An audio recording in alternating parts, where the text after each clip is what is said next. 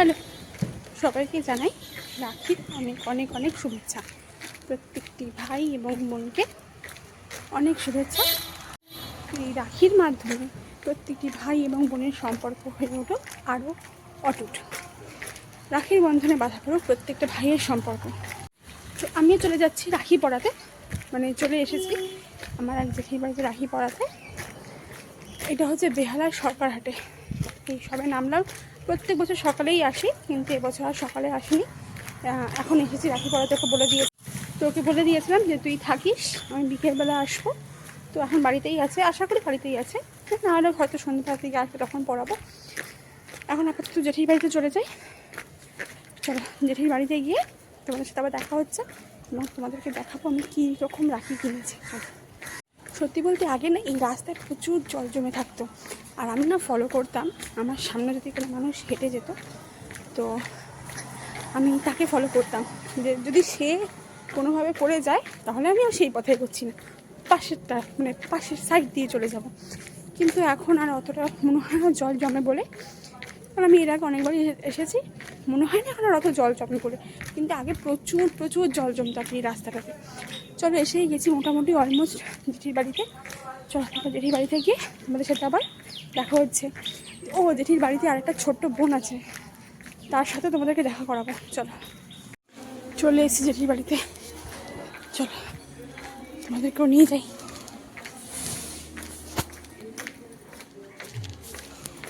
ওই যে একদম ওই দিকের বাড়িটা জেঠিদের,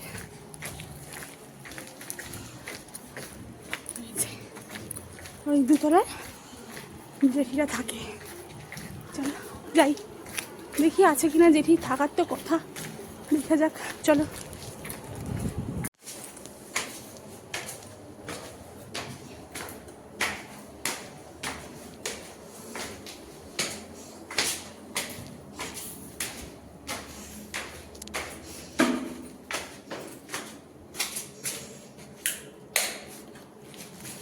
কলিং বেল বাজলো না।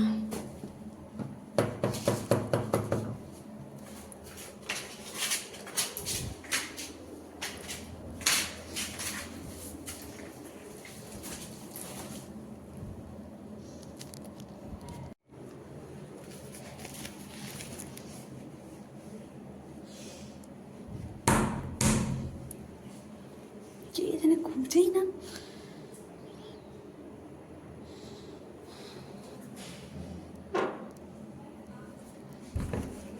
খোলাই আছে।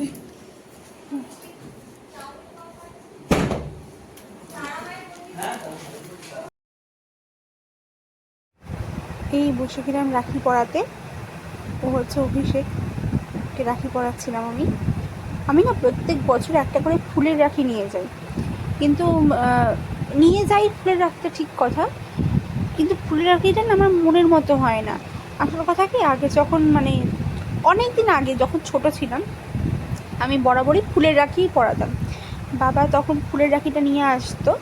ফুলের রাখিটা না তখন দেখতে আরও বেশি ভালো লাগতো, কারণ কি ফুলের রাখিটার মধ্যে পুরোটা মানে রজনীগন্ধাটা অনেকটা বেশি বেশি থাকতো। এখন যেটা 4 থেকে 5টা হয়তো রজনীগন্ধার এক একটা করে ফুল দেয়, সেটা অনেকটা অনেকটা করে থাকতো, যার জন্য আরও বেশি ভালো লাগতো তোমার ফুলের রাখিটা দেখতে।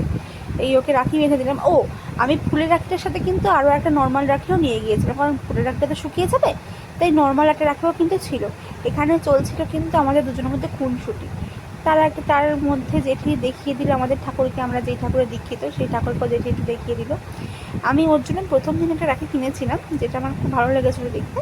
তারপরে তো ফুলের রাখিটা কিনেছিলাম। তো যাই হোক, আর যেটা বলছিলাম আমাদের মধ্যে খুনসুটি চলছিল, কেন কি আমরা অলমোস্ট সেম এজ, অলমোস্ট বলতে আমাদের দুজনেরই বার্থ ইয়ার সেম। তো আমার এই ভাই বোনের সম্পর্কটা খুব ভালো লাগে, তো আমি সেই জন্য ওকে রাখিটা পরাই। তো তোমার নিজের কোনো ভাই বা দাদা কেউ নেই, তো ওকে রাখিটা আমি পরাই। এবার দেখবে আমরা দুজনের দিকে পা তুলে বসে থাকবো। ও বলবে তুই আমাকে প্রণাম করবি, আমি বলবো তুই আমাকে প্রণাম করবি। এই নিয়ে বেশ কিছুক্ষণ দুজনের মধ্যে আমাদের খুনসুটি চলে, যেটা কিন্তু আমাদের ভাই ফোটার সময়ও চলে, যে কে কাকে প্রণাম করবে। দেখবে এক্ষুনি ও বলবে তুই প্রণাম, দেখো দেখো দেখো দেখো, বলবে তুই আমাকে প্রণাম কর, আমি বলবো তুই আমাকে প্রণাম কর। এই চলবে হচ্ছে আমাদের দুজনের মধ্যে খুনসুটি। এটা বেশ কিছুক্ষণ ধরে চলবে আমাদের দুজনের মধ্যে খুনসুটি।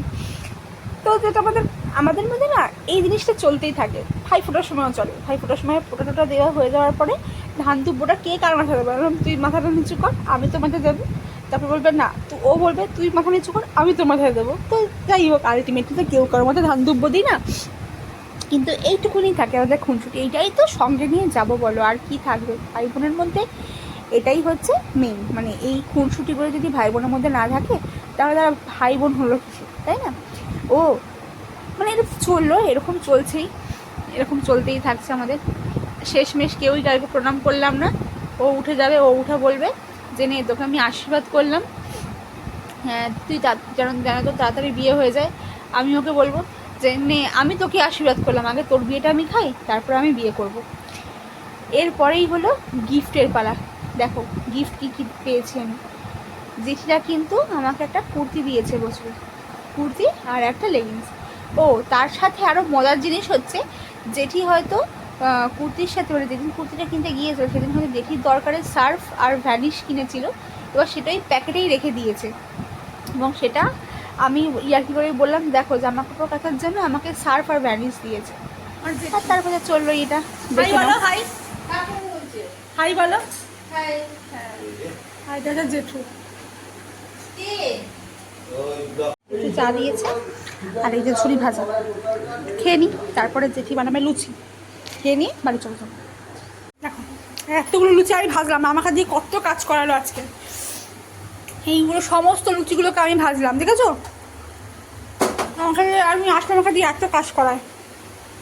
না না তা না, লুচিগুলো আমি বললাম তাহলে তুমি বেলে বেলে দাও, আমি ভেজে নিচ্ছি। মানে লুচি ভেজে নিলাম, তরকারি মানে এইটা অভিষেকের জন্য, বাকিটা আমার বাকিটা হয়ে গেছে। আমি এখানে আসি। ও এটা একটা সুজি ভাপা করেছে, হেভি টেস্টি হয়েছে কিন্তু খেতে। কী কী দিয়ে করেছে বলো? কারি পাতা, বলো। কারি পাতা, কাঁচা লঙ্কা, টক দই দিয়ে সুজিটাকে পেস্ট করলাম। করে কোথায় পেস্ট করলে? মিক্সারে? এটা বলো। মিক্সচারে পেস্ট করলাম।